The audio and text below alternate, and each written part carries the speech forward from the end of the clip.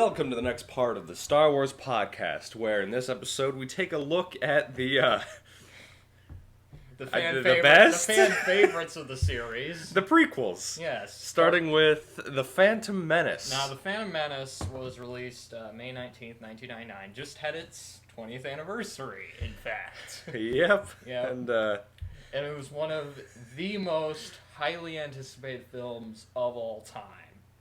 And starting off obviously it was the first of the prequel trilogy. And at first people liked it, but then they started, watching it more after the hype died down, and they kind of realized how terrible it was. I wasn't really around when this thing came out. Well, because I was born like a month after it came out. Yeah. So this one for me actually might be the most interesting of the prequels, mostly just because of the hype surrounding it. All the crazy advertising they put into it, and also just the reactions to it as well. You had people camping out just so they could get tickets to the first showing, and then most people went back to see it again. And then they were immensely disappointed once they watched it the second time, is what I have heard. Now, the first time I saw it, I think I was 5 maybe. Yeah, I was very young when I saw this movie. As a kid, I think this was my least favorite of the prequels, probably. There is a lot of political talk that goes on, especially halfway through. It's a very political movie. Yeah. The only one that I actually remember seeing a bunch of hype for was the finale. As a kid, though, I remember I would watch this, and usually I would kind of just skip around to the Darth Maul stuff. But so yeah. I will admit that this film, I think, has a fantastic ending. With the whole Darth Maul fight, it's an awesome fight. The Darth Maul duel is my favorite lightsaber duel of the prequels. I would say that's my favorite lightsaber because you got two Jedi just going at it, trying to kill this guy. Two very well trained Jedi, and the choreography is great. It felt like these are two Jedi going after just one Sith, And the music's fantastic. Okay, Duel of the Fates is my favorite Star Wars track out of all I can of them. see why. It's a very memorable track. It's fantastic. Whenever I think about lightsaber duels, that's one of the songs that pops in my head immediately. I would say. You know what? It might be my favorite. I don't know if it's my favorite duel of the series, but it's up there definitely. And you could tell, Ray Park, the guy that plays Darth Maul, he's very well trained in martial arts and stuff. He does a bunch of flips and, kicks. I love that one part where he uses the Force to, throw, this tube or something, and then he spins the lightsaber around and the doors open. They're just fighting, And I also love the part where, we could talk about the duel for days, but, I like the part where they're fighting, and then there's those shields that show up, and they have to stop fighting for a minute, and then Qui-Gon just sits down to meditate for a bit. That part is awesome. Yeah, and then they just go back to fighting. Yeah, I would say overall, I do enjoy the film, but it has a lot of slow. It's got problems. I would say, if you don't like the film, I will say you have to at least say, it gave us the song "The Saga Begins" by Weird Al Yankovic. Definitely a masterpiece. Yes, a great song. A song so good that when I can't listen to American Pie now without getting and singing along without getting the lyrics wrong. Just because Weird Al's version. Also, you gotta love Liam Neeson's hair in this one, too. It's pretty awesome. Yeah, he has a very awesome hairdo there. It's a pretty entertaining movie. I enjoyed most of it, but there's just a few parts for me in the middle where it kind of slows down. It drags. It kind of slows down a bit. Once they land on Coruscant. I like the design of Coruscant. Coruscant looks cool, but it's just... You get the Senate stuff with Chancellor Valorum and Palpatine and stuff, and in theory it sounds great. But it just, the way it was executed is just kind of dry for me. It feels kind of out of place, like they tried to force like a political drama. I actually really like the idea of some of the plot. I especially wish they'd explored more of the invasion and stuff. And there's one part where Queen Amidala mentions her people are being put into camps, and I'm like, why aren't you showing that? Yeah, exactly. Maybe it'd be too intense for a PG rating, but still, like... Something that I do have to give all the prequels is their story ideas. They are absolutely fantastic, most in of my them, opinion. Most of them, I would say. For me, the other prequels seem to, like, just... They seem like 3 different movies going on. Like, there's just so many different plots going on at once, whereas this one feels like one linear plot line. It is a very memorable film, you know, I mean, even when I was like, because I did go through a period where I really hated the prequels, but I rewatched them and I thought, you know what, these are actually pretty memorable films. They're very quotable, too. They're very quotable, They're like a lot of good lines. A lot of great lines, yeah. This is getting out of hand. Now there are 2 of them. We should not have made this bargain. I really love the opening where they're on the ship. Yeah, it's a fun opening. They're going to negotiate, but then they try to gas them to death. And then they just whip out their lightsabers. They're just slicing up droids and stuff. It's a very fun opening. You know? Especially when they close the blast doors and then Qui-Gon's trying to get through with the lightsaber. Not survive this. It's just a great... It's a fun opening. Very fun opening, yeah. And then the next scene introduces you to Jar Jar. We'll get to Jar Jar in a bit. I actually, of the prequels, I think this is the best in terms of visuals. In terms of visual effects, I think it's the best. Because this one combined practical effects and CGI pretty well, I think. Like, there's obvious CGI, you know, Jar Jar and Boss Nass, but, the, like, planets and ships look amazing. The planets and ships do look amazing. They look amazing. I especially like the design of the underwater city. Oh, yeah. When they're, like, that part is... Yeah, they're swimming, For and then you just see the bubbles. 1999, that looks amazing. It does. It looks amazing. And Naboo, you know, I like the palaces and stuff. You know, the waterfalls. The waterfalls were actually done by pouring salt. Really? Believe it or not. Yes. And the pod race, like... A lot of that was, like the sets, basically most of the sets are practical, actually. Yeah. I actually saw pictures of the miniatures that they used for it. You can see a Thanos figure in the audience. Really? Yeah. I did not know that. But yeah, and even, like, I mean, the CGI, okay, some of it doesn't hold up, but for the time... I mean, I didn't see it in theaters, obviously, but I probably would have been blown away. You know, this was actually the first Star Wars movie I saw in theaters because they re-released it in 3D a few years back. Was the 3D any good? It was okay, but you know, it's just the 3D movie where they don't really take advantage of. I heard that's basically what I heard, was that, like, they didn't take advantage of 3D except for the pod race. And then you know, it didn't make a whole lot of money, so they didn't bother with the rest of the series like they were going to try to do. But Coruscant too. We mentioned Coruscant. Yeah. But the design of that visually, it's a really cool, just like an entire, like the whole planet's just one big city too. Yeah.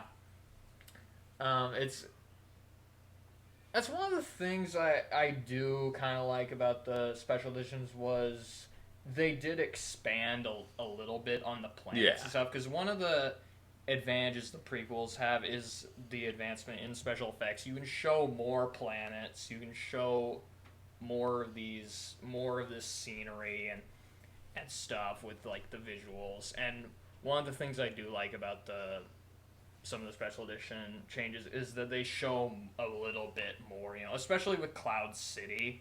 Oh, yeah. You know, I actually, part of why this movie works for me is I really like Liam Neeson in this film. He is pretty good in this film. And I really like his chemistry with Ewan McGregor, you know, where you can, like, tell that they're very good friends. They're very, like, close to each other. Yeah. One of them's the master, one of them's the apprentice.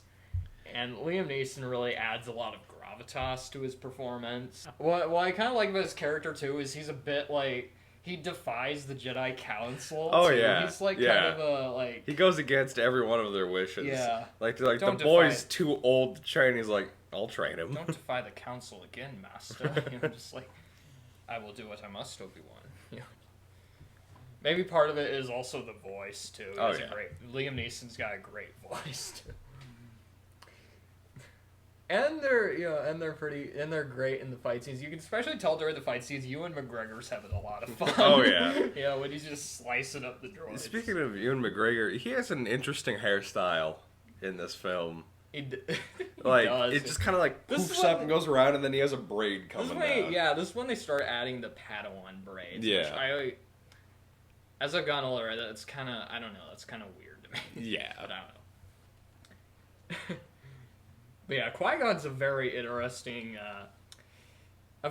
character, but I kind of wish they'd explored a bit more of that rebelliousness, although they do clearly show it in some ways. Like, I find it funny that, like, he decides to just basically rig a race to win a slave boy. Yeah, that part was pretty funny. He just basically... Yeah. And Watto sees right through it. Yeah, and Watto's also a very memorable character. He's just this very, like, grumpy, slave owner, like, sells parts. You know? It's so weird. And I really like the part where Qui-Gon's, like, going, oh, Republic creds will do fine. No, they won't. I'm a Toitarian. Mind tricks don't work on me. Only money. And Ewan McGregor, I think, was a great casting choice to play a young Obi-Wan. I feel like he didn't get as much to do in this one, but when he's on screen, like when he's slicing up droids and stuff. I actually don't mind Jake Lloyd in this, believe it or not. Yeah, he wasn't too bad. There were a few points where it was kind of... That's more the dialogue. Yeah. I think he's fine in this. You know, a lot of people, like, kind of gave him crap for his performance. I didn't think he was that bad, you know. You know, he actually got arrested. He's likable. He's kind of charming, you know. He got arrested for speeding a few years ago. I heard that, yeah. That's what I call pod racing. That's what I call. Now this is pod racing. I think part of why, though, is people didn't know, like, people were expecting the story to start later than it did. They didn't think Anakin was going to be shown as a little kid, so maybe that's... And then there is a pretty big time skip between that and Attack of the Clones. Yeah, between this and Attack of the Clones, yeah, there's like... Yeah. I also enjoy Boss Nass. He's interesting. The guy that plays Brian Blessed, he's having so much fun in that recording booth, I bet. Maybe we saw being friends. It's such a crazy performance. It but is. I kind of enjoy it.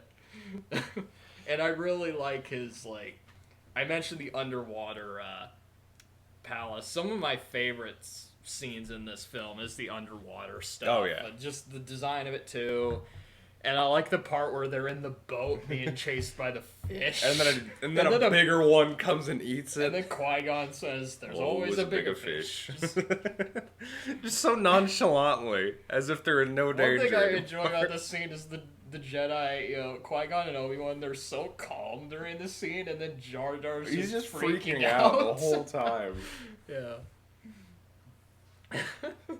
The action scenes are, I would say, you know, they're very fun action scenes, like, especially the opening and the aforementioned duel at the end of the movie, which, like I mentioned before, is my favorite lightsaber duel of the prequels. And the ship battles, like, again, I mentioned this is where they use more practical effects than the other prequels, so it's like models and stuff, so it looks very good. The explosions look very good.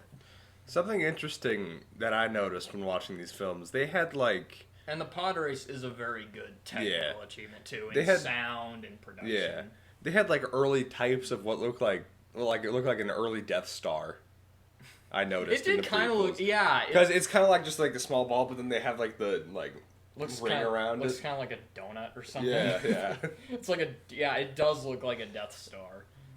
I don't know if I made that connection as a kid, but I think I did. It definitely does look like that.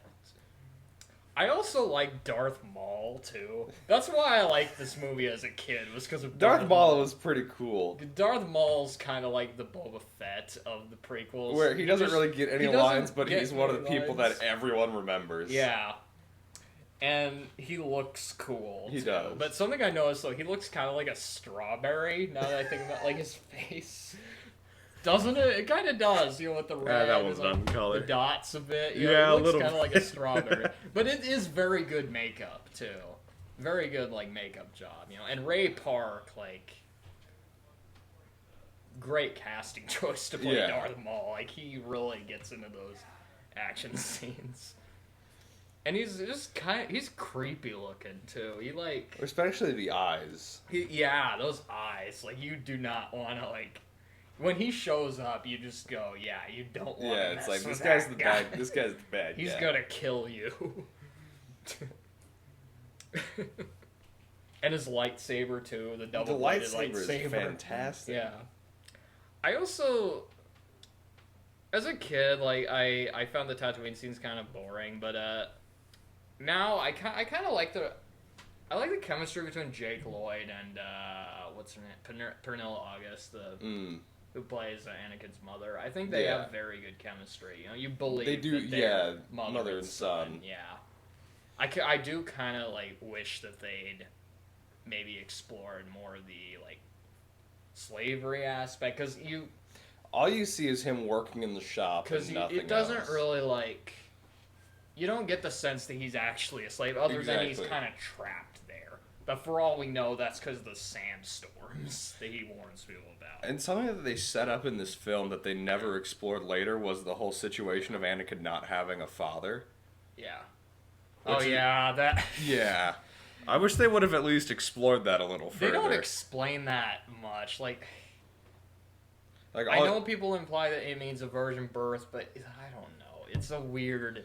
I mean, the expanded universe goes into it. It's basically Palpatine, altered the midichlorians, and then... I think it's kind of dumb. Yeah. That's really dumb, to be honest. But, I don't know. It's such a weird explanation that I don't like. It's weird. But I think that's another reason I don't mind Jake Lloyd, is because Liam Neeson, when he's acting on screen with Liam Neeson, it kind of elevates him a bit, I think, and they actually do have some genuine chemistry, Maybe that part of that is because of Liam Neeson's acting skills, Jake Lloyd hadn't really been in very many movies besides Jingle All the Way. Yeah. I kind of wonder why George Lucas cast Jake Lloyd, though, because I've seen the behind-the-scenes documentary. I think it's on here. Yeah, it mentions it. Yeah, the beginning. Yeah, it's a very good documentary, by the way. It's an hour long, and there's two other kids that they audition, and one of them is way better than Jake Lloyd. A question that I have been thinking about is, why did they take Anakin back to Naboo? I don't know why they bring him with them. There's actually no reason. There really isn't. They could have just left him with the Jedi Council for all. Yeah. And he does end up, stopping the droids when he blows up the big ship overhead, but they had no reason to bring him. I kind of wish they'd explored a bit more with Palpatine manipulating people. Yeah. Because there is a really good scene with him and Queen Amidala where he's talking to her, frankly, Your Majesty, Yeah. So, and it's he does a very good job, Ian McDiarmid, but they don't really show him much. Not really. And they especially don't show Chancellor Valorum. Yeah, I think Valorum has 2 scenes that he shows up. Two scenes. He shows up to say hi to Amidala, and then he shows up when they're deciding he's no longer Chancellor. During the Senate meeting, yeah. And it's especially weird because they got Terrence Stamp, who's a pretty well-regarded actor, and they don't really do much with him. I've noticed they do that a lot with the prequels. They're like, here's Samuel Jackson. He won't do anything until the end of the second movie and part of the third movie. Oh my gosh. I think the cinematography and the way the film's shot, I think it's great. Pretty good, yeah. Yeah, it's a very, like, the shots are well put together, I think. It's a very gorgeous looking film. It is. With the costumes, too, and the sets as well. Very, very interesting costume designs, Especially with Amidala. Queen Amidala, and Darth Maul, It's like, people, like, tend to forget, like, even if the movie's, like, maybe not the best Star Wars movie, it's very, like, creative in a lot of ways. You can tell, like, it has a lot of creative stamps on it. There's a lot of effort put into There is a lot of effort put into, like, the production of the film, and the costumes. And the music score. I forgot to mention that, well, we went to Duel of the Fates, but the music score, this is probably my favorite music score of the prequels, because with 2 and 3, they started reusing. Yeah, they reused a lot. They reused a lot of this. Like, even the fight with Anakin and Obi-Wan at the end of 3 was just kind of a remixed version. It kind of was. It kind of was, and also when Anakin's like riding on the bike looking for his mother, they also reused Duel of the Fates there. It's a great song. It's a great track. I don't mind that, but still, And like we mentioned earlier, it's a very quotable movie. There's some like. Especially with the Trade Federation, I noticed. Yeah. Yeah. Is that legal? I will make it legal. One of my favorite lines at the beginning is... I like Obi-Wan's, like, joke when he, like, says... The negotiations were short. You were right about one thing, Master. The negotiations were short. And then Qui-Gon just looks at him and they escape. I like the design of the droid ships, too. Yeah, I also kind of like the design of the tanks, droids. too. Oh. I really like the part where, during the Gungan battle, where, like, the tanks come in, then you see the racks of droids come out. Yeah, it looks very cool. Yeah. And, a lot of people are making this joke, but there are a lot of similarities between that and, like, the fight in Infinity War in Wakanda where they deploy the shields. Yeah, it does kind of look like that. It does. There's so many people that are like, that looks pretty similar. It's like the Phantom Menace, yeah. Granted, I do like the Gungan battle at the end, the music, the sound design, With the weird blue orbs that they throw around. I kind of wish they'd explored more of the Gungan characters, though, than just Jar Jar. Yeah. Like, they were kind of interesting, I thought, I kind of would have liked to have seen more of, like, General Tarpals and stuff, Now, a lot of people make fun of Jar Jar. I do find some of the stuff with Jar Jar funny. I speak. The ability to speak does not make you intelligent. Now get out of here. Yeah, I like in the beginning is Qui-Gon trying to get Jar Jar away from him. And then eventually he's like, I'll take him that first scene with Jar Jar I enjoy. Just because when he's bantering with other characters, I find it amusing, Or, when he's underwater in the bongo, I think it was...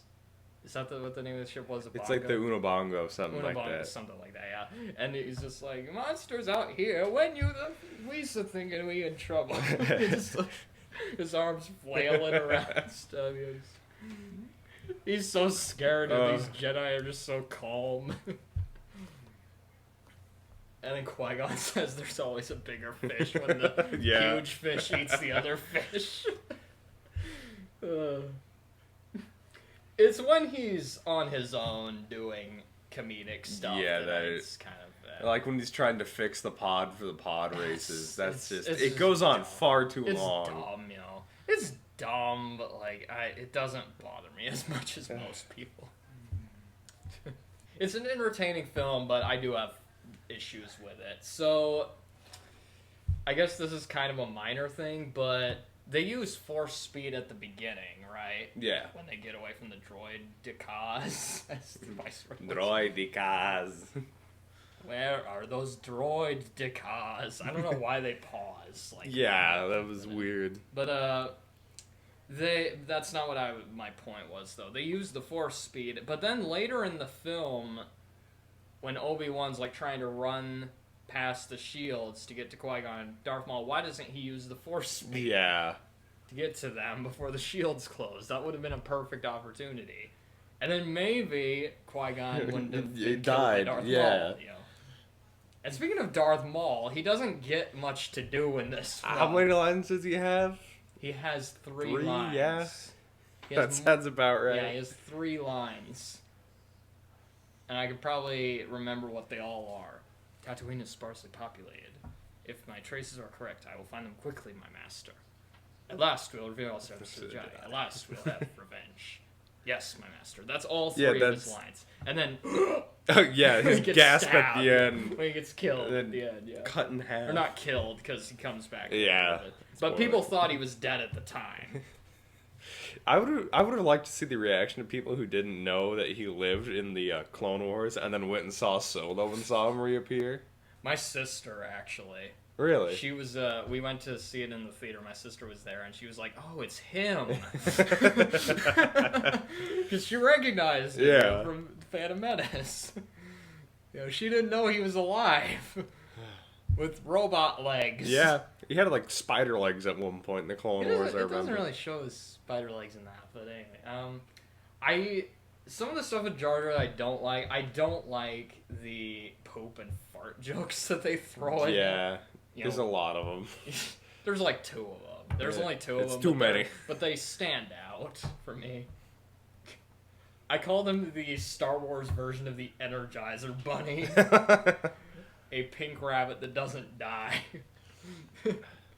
One problem that I've had with the film is But I don't find him that annoying, to be honest. Yeah. But... I think part of why I don't find him that annoying is half of the time I can't tell what he's saying. Yeah. It's pretty hard unless you have subtitles on. I mean, if you removed him from the movie, I wouldn't really care. I wouldn't really care. It wouldn't really improve the film, but it wouldn't really detract from it a lot either. But at the same time, we wouldn't have gotten the underwater city stuff, which I really enjoy. With Darth Maul, he gets, 10 minutes of screen time? Yeah, he shows up basically at the very end to fight. That's the most screen time he gets. He just shows...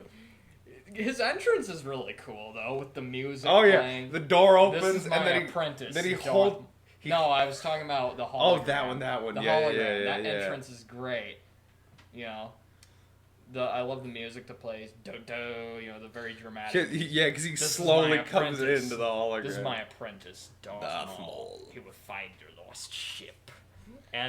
But his entrance, at the end, it's awesome. The door opens and the music starts playing. He turns on one lightsaber and turns it to the side, and then. But what I love about this too is before he turns on the lightsaber, you have the queen and her people. They have all the guns out.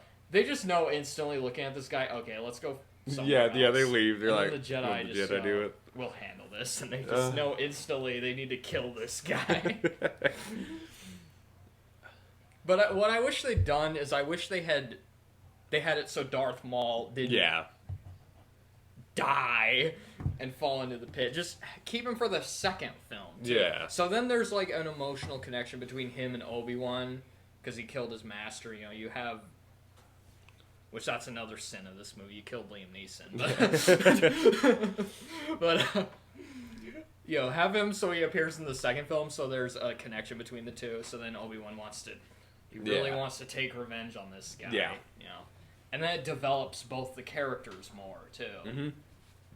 Maybe the rage he has in killing Darth Maul is what partly leads Anakin to join the dark side, because he wants vengeance. And Obi-Wan doesn't get as much to do in this one as he does in the second and third one, because he just kind of stays on the ship. And Tatooine. He talks to Qui-Gon occasionally, through a cell phone or something. Yeah. And, I would complain about this more, though, if Liam Neeson wasn't so good in the film. Yeah. But at the same time, I really love Ewan McGregor in these movies, and I just kind of wish he, had a bit more to do with the storyline, And why doesn't this is another thing I was thinking about. Why doesn't Qui-Gon go find another place besides Watto's shop to look for ship parts? Yeah, you think there'd be another place where you could get it cheaper or someone that he could mine trade. I mean, Watto does say, I'm the only one that has the parts you need. But then, wait. Maybe he's just lying to you so that you'll pay for it. You know? And then he just decides, okay, I'll start gambling. Yeah, start gambling. Start gambling. Not just for the part, but for his slave. Some of the, this one, there's some of the political stuff, which, in theory, I like some of these ideas, but it's kind of dull and not handled the best. They also don't really explain the plot very well. Yeah. I don't understand why she would have to sign a peace treaty. I mean, they don't even talk. And that seems kind of against what Palpatine. Sorry, kind of a spoiler there.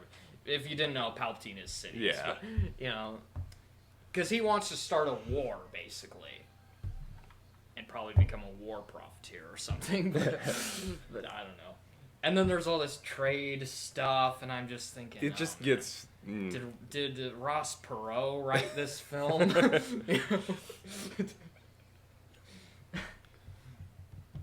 I mean, granted, I would watch The Phantom Menace if it was narrated by Ross Perot. That'd be pretty interesting. It'd be very entertaining to watch. You do have the VHS tape. Is there any, thing on the... is there, something at the intro of the tape, maybe? No, not in this one. Not really? Okay. The movie just starts. And... Yeah. Yeah. Okay. It's just also the plot to the film wouldn't really. Some of the plot just would not appeal to kids. No. The action, yes. Especially the political scenes. Which is why it doesn't make sense why they would add Jar Jar in there. Yeah. Because he's clearly trying to bring in younger kids. Yeah. But at the same time, you have this very confusing political plot that would fly over most kids' heads. Exactly. It flew over my head as a kid. I didn't know what a trade blockade was. I don't know. Yeah, kids don't know about trade blockades, or tariffs. There's one fanet where they take the aliens but then redub them so they speak in an alien language. Maybe that's another reason why it's kind of funny. Yeah. Also, just because the accents are ridiculous, but when the viceroy, the guys in charge of the Trade Federation, are talking. That is They've gone something. Up the ventilation shaft. There's not a whole lot of alien languages in this. Not really. No. Aside from Boss Nass and Watto, a few times. Watto speaks in another language a few times. Yeah, and then when Jabba introduces the race. Oh yeah, Jabba, yeah. But that's what? But with the older movies, they had Greedo, Jabba, and these other alien creatures. They were speaking in alien languages, and they would have subtitles. So why didn't they do that? Yeah. Some of the CGI, I mean. It's 1999, 20 years. I mean, some of it's not going to hold up.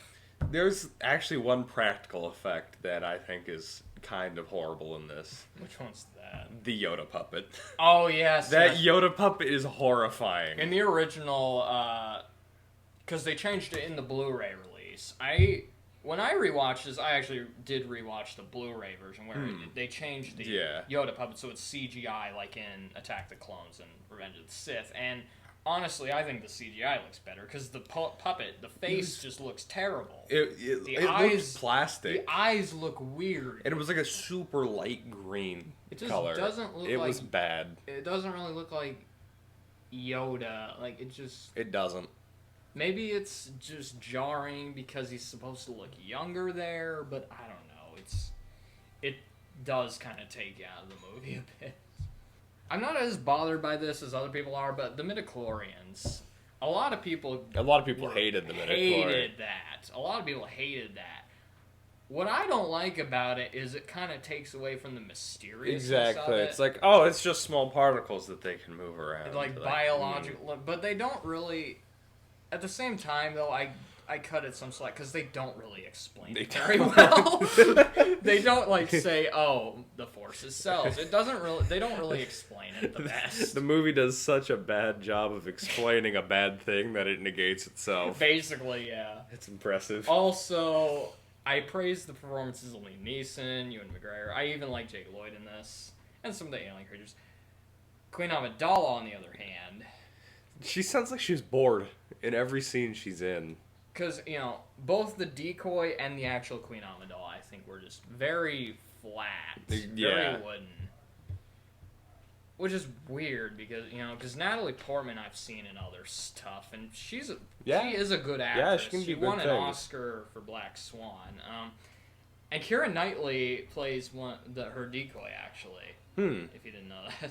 But she is really bad in this. Very bad. Like, very monotone, looks bored out of her mind during this. Something else that I would like to mention that doesn't make sense. They have a queen, but the queen has to be elected, and that has a term limit.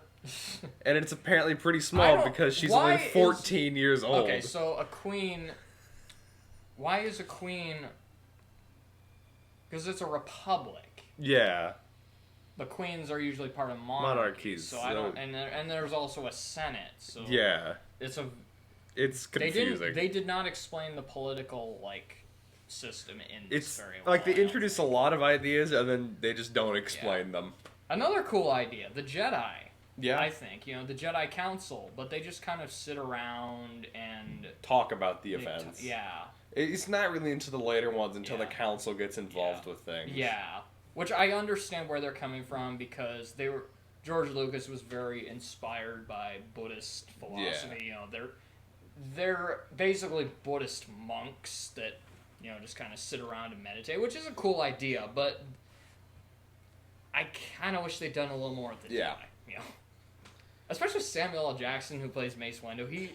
Samuel L. Jackson is such a great actor. You know what I wish they'd done? I wish they had switched it so Liam Neeson was Mace Windu and Qui-Gon was played by Samuel L. Jackson. That could be and cool. Samuel L. Jackson just goes around shouting at everybody.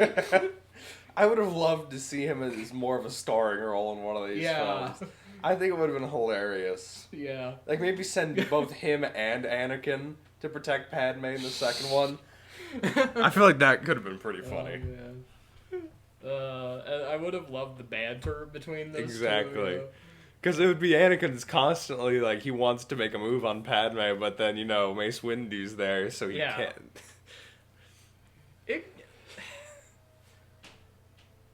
I don't understand the rule, though, of Anakin's too old.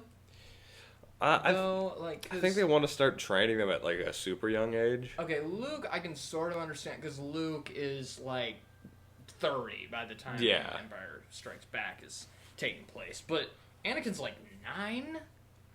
And I think they start at, like, 5 or 6. I'm not sure. I don't know. Also, the droids are kind of... The part of the problem with this movie is the villains just... Darth Maul's cool, but... Everyone else is kind of silly. The droids are just... They don't pose much of a threat to the really. Jedi. They pose some threat to the Queen and her people. And admittedly, the battle at the end with the Gungans is, you know... Pretty cool. It's pretty cool visually and sound-wise, but...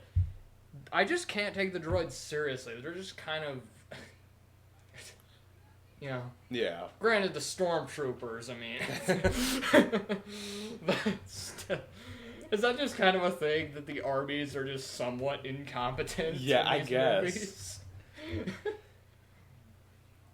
I also feel like they could have. There's some scenes they could have trimmed where they're just talking. They're just sitting around and talking. And they could have just made it a bit more clear, maybe what was going on. You know? I felt like the introduction of 3PO and R2-D2 was a little weird too. They also made it so Anakin sort of builds C-3PO, which I don't really like that. Here's also the interesting thing about that. You see other droids like C-3PO throughout like the whole series. That's true, yeah. So he just builds another one that's exactly you like... see one that looks like 3PO at the beginning of the movie. Exactly. So there's like these commercial droids, and Anakin's able to build one perfectly by himself. I don't get it. I really don't get it. And then R2-D2, he just kind of shows up, and you're like, "Good job, R2." I also don't like how at the ending Anakin sort of accidentally destroys the ship. Yeah. I wish that it had been because clearly he can fly a ship. Yeah. The pod race, he can clearly fly a ship. I wish they'd implied it more so that he destroyed it on his own rather than autopilot, which doesn't even really make sense because autopilot wouldn't fly like that. Exactly. I don't think.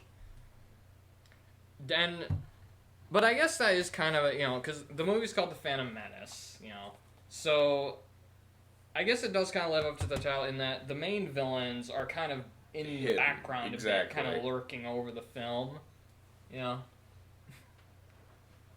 because in some ways this is kind of a dark film, but the tone of it is they try mixing this kind of dark political plot, but with sort of a kid adventure film.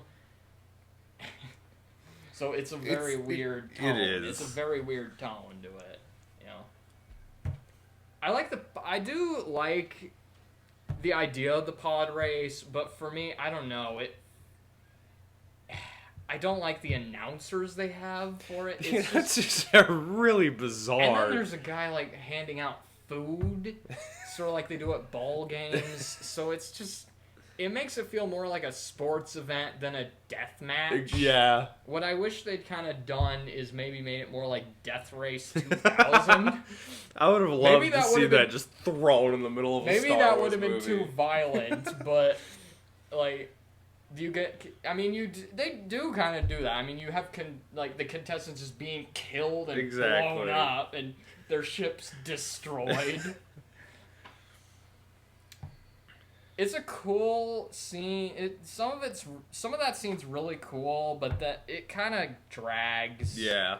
Especially when they focus on some of the pod races that aren't important, and you just see like the one dude whose pod doesn't start. Oh. And then he hits it with something, and then it explodes. I do kind of like the voice actor they got for that, though. He was pretty funny. I also kind of like those pit droids. Yeah. Like the dudes that have like the dome head and like the giant eye thing. Did you know actually one of those is voiced by Johnny Knoxville? Really? Yes. Johnny Knoxville has a cameo in this film. I would not have expected that. You also have a cameo from Warwick Davis too. He's like one of the people in the audience watching. I think I've seen that before. Yeah. I think it was actually in the documentary. He's next to Watto, I think. Yeah. This also tries to do the same thing as Return of the Jedi. At the end, you have multiple battles going on at once, but it doesn't work as good as Return of the Jedi, I think, because with Return of the Jedi, they're all, fighting, to stop the bad guys, but they intersect more. It flows better. With this one, it just feels like they cut to another scene. And granted, the battles on their own entertaining. Yeah. I like the Gungan battle. I'm not really a fan of the slapstick stuff with Jar Jar. Yeah. But I do like the those creatures they ride on, and the shields and stuff, and those blue what are they called, bombads? I think they throw. They throw them at the droids, and the design of the droids and their ships are pretty cool. It is a cool battle scene, I think, especially for 1999. Yeah. But then, it just kind of cuts back and forth between these battles, and it just doesn't, There are 4 battles going on at the same time. For one thing, Return of the Jedi had 3.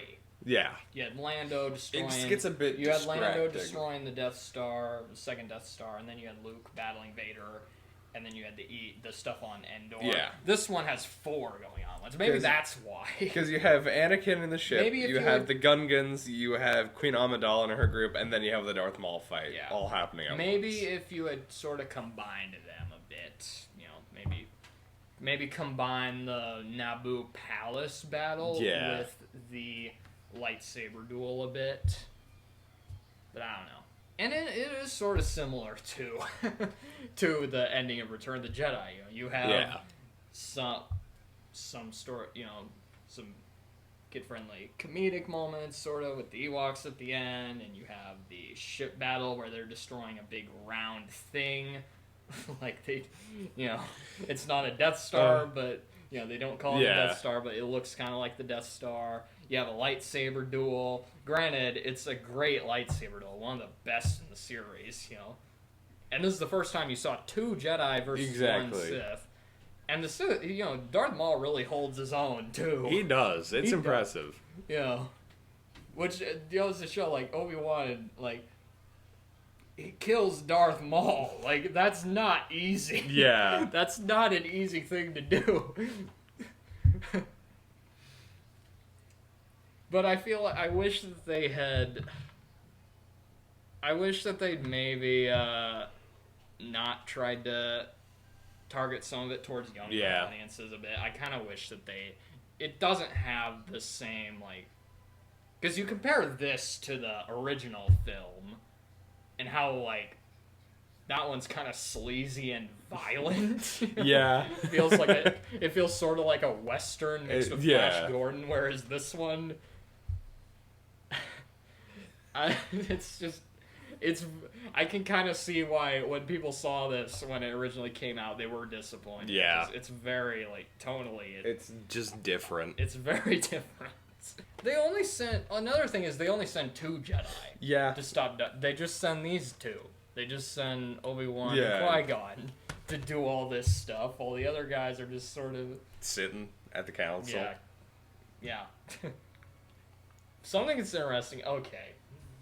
I actually have the script. Star Wars Episode 1, The Phantom Menace, screenplay by George Lucas. This is the second draft. And there actually are some differences. There's, like, alternate lines in here. Like, when the Viceroy says, when they try gassing the Jedi, and then he says, they must be dead by now, kill what's left of them. Instead, it's blast what's left of them, which I think would have been better, to be honest. It makes a little more sense, because, sometimes you have to shoot a body just in case it's not dead, whereas kill what's left of them. Yeah, that doesn't What make if they're already dead? Yeah. They also call droidicas destroyer droids and wheel droids in the script. Huh. Darth Maul is also referred to as Lord Maul when he is introduced. But he's called Darth Maul in, like, basically that kind of draws parallels to the original where they called Darth Vader Lord Vader a few times. But it's Sidious that calls him that. Yeah. So it's... Also, did the version you watch have subtitles for the Watto and Anakin parts where they're talking in another language? Because the version I had did not have subtitles. It didn't have the subtitles for some reason. That's interesting. So I wrote in this that it shows the translation of Anakin's conversations with Watto and Saboba. We forgot to mention Saboba. He's a weird character. Yeah. He shows up for like 15 minutes and really wants to kill Anakin. He really wants to kill him. And that's basically his character. Yeah. I love how, like, when his ship crashes at the end of the pod race, he just says, Podo. Yeah. Saboba is also described as spider-like. That's a very different Saboba than what we got. He's more... He walks more like a monkey in the final film, sort of, where he has the legs, like, I don't know. It's just... He's not really spider-like. No. I didn't think. Also, you know the part where Darth Maul is talking to Sidious on Coruscant? Yeah. In the script, instead of them meeting in person, he's talking to a hologram. Also, for those of you who make fun of the "Are you an angel?" scene, it was almost worse. Because there's another line in here that Padme says, which is awful, that I just had to write down. You're from a warm planet, Annie. Too warm for my taste. Space is cold. Not kidding. That's actually in the script. That doesn't fit anywhere in their conversation. Maybe it wasn't. You know what? Maybe it wasn't during that specific scene, but it was definitely. That's a bad line. Definitely when. Yeah. That is a bad line. That's more like something that would be in Attack the Clones. Yeah. During one of the romantic scenes. Those scenes are. Ugh. Also, Darth Maul actually has more lines in this. Really? In the movie, he has 3. In the script, he has 5. Wow. Let me see if I can find him, because I marked him down. I'm guessing he still doesn't talk to any of the main characters. No. Both of these lines are when he's with the Viceroy. Oh, with the Viceroy. She is more foolish than I thought. We are sending all available troops to meet this army of hers, assembling near the swamp. It appears to be made up of primitives. We do not expect much resistance. And then Darth Maul says, I feel there is more to this, my master. The 2 Jedi may be using the Queen for their own purposes. They really didn't add much. The longest line Darth Maul ever had. Probably. Yeah. There's also the part where they're like, I thought the battle was going to take place far from here. This is too close. What is going on? Darth Maul enters the throne room. I told you there was more to this. The Jedi are involved. So yeah, his other lines really weren't of any worth. Not really, no. They might as well have just kept him silent the whole film. They're very expository lines that don't add much. Yeah. You know? But after reading the script, because reading the script's very interesting, when you read it out, it kind of makes a little more sense than it does in the movie, and I really wish there was maybe a darker version of this film that was, say, PG-13, and explored more of the crisis going on Naboo, you know? And they did kind of go a little bit darker in the next 2, sort of. Also, the pit that Maul falls into is described as a melting pit. I thought it was just like a trash pit. So he clearly he was supposed to die. Yeah. At least in the original script. Unless he's fireproof, I guess. maybe his legs burned off down there. I don't know. Jar Jar has gone on to become one of the most popular Star Wars characters. So popular, he appeared in the next 2 films in reduced roles. Yeah, and there was much rejoicing. Didn't he have like 5 minutes in each of the next 2 films, or like even less? So all I remember, less than 5 minutes. Yeah, because I remember in 2 he just pops at the beginning and says hi, and in 3 he declares the Republican Empire. Steven Spielberg, Robert Zemeckis, and Ron Howard were also considered to direct. That's another thing you gotta remember about The Phantom Menace. Whether you like it or not, this is a George Lucas film. Yeah. He had complete creative control over it. It was completely his idea.